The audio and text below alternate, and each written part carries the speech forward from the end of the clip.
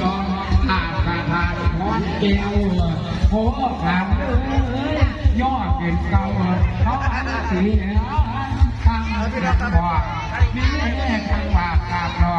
โค้งทางขาดหอดคอคอยเพื่อวันตาผู้กำลังว่าคอนอนคอนอนคอยแม่วันไหนเอาอะไรหมดละมันควรจะนั่งจอหมดละควรจะนั่งจอพอได้เห็นสายเดียวได้ไหมเนี่ย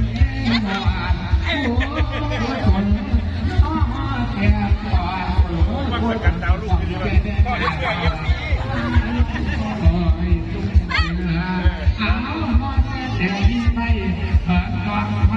เราบ้างอาจจะสั่นไหวไปบ้างครับเราต้องขอโทษด้วยเพราะว่าเราขยับตามเรื่อยเนาะบางทีในมือมันมีของอยู่ก็เลยขยับเอาของออกมันก็เลยทำให้ต้องจ่ายตลอดเวลาสวัสดีครับผม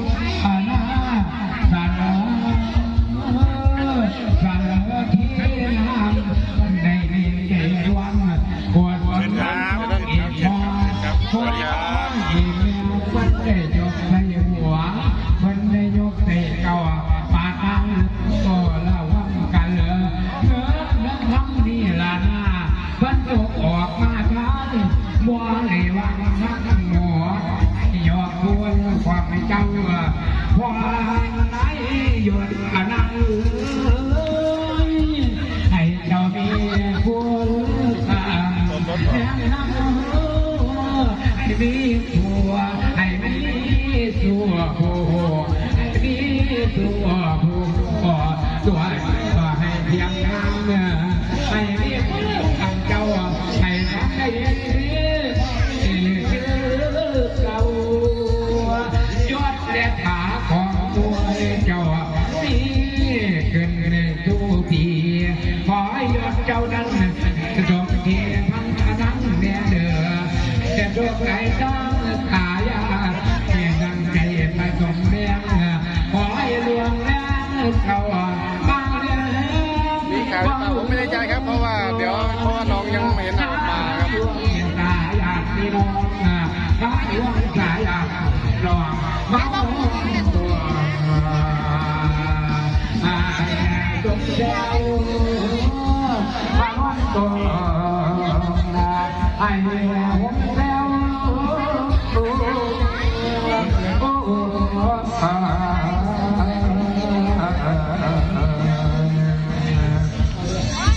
เอา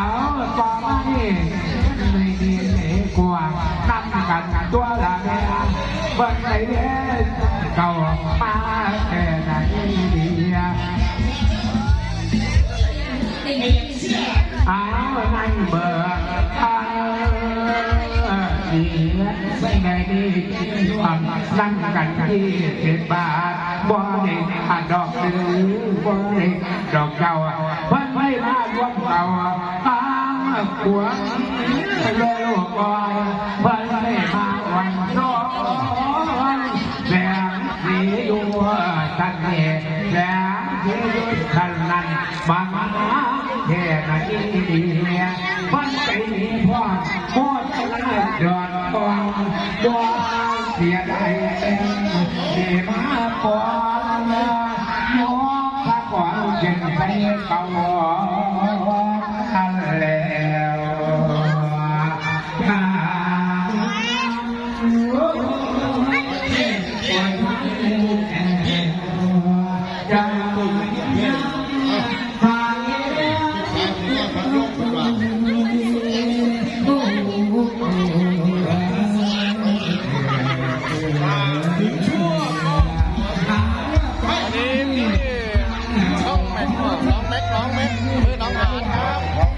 หรือถ้าคิดไม่ออกก็ตรงที่ทางไปดูพิพิธภัณฑ์โลกบ้านเชียงนะครับมรดกโลกบ้านเชียง เ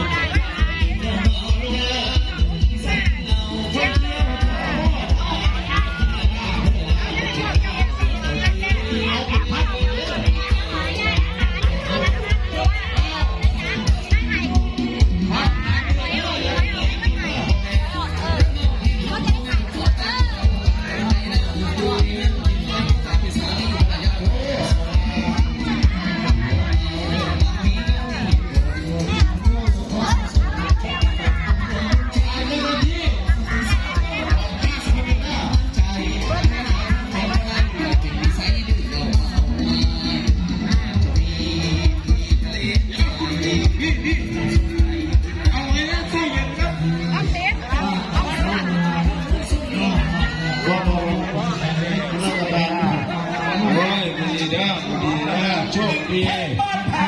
คณะนักเอกมาเล่าว่าจัง พักบุญเมื่อสิ่งที่เราถูกควบกระจกหาผู้หลงผู้ตา ที่ไว้ หาพ่อหาแม่พาจับได้สวยพรจงให้กระดวงวิญญาณนั่นแหละประกอบด้านอยู่ในขณะนี้นะครับกระคอยพลเรือนน้องทุกกันทุกคนลูกเจ้าละลานนะครับเดินพันไก่มากทั้งสิ้นระดับจากแรกพระตั้งบุญตั้งตามทั้งสิ้นตั้งหมายแค่ตั้งกองหวังไว้วันจะเดินตรงกันว่าตั้งเรือตั้งใจตั้งเกียรติใหญ่สิมาตั้งหมู่โพยถึงวันนี้วันจะมาถึงเนี่ยเรื่อง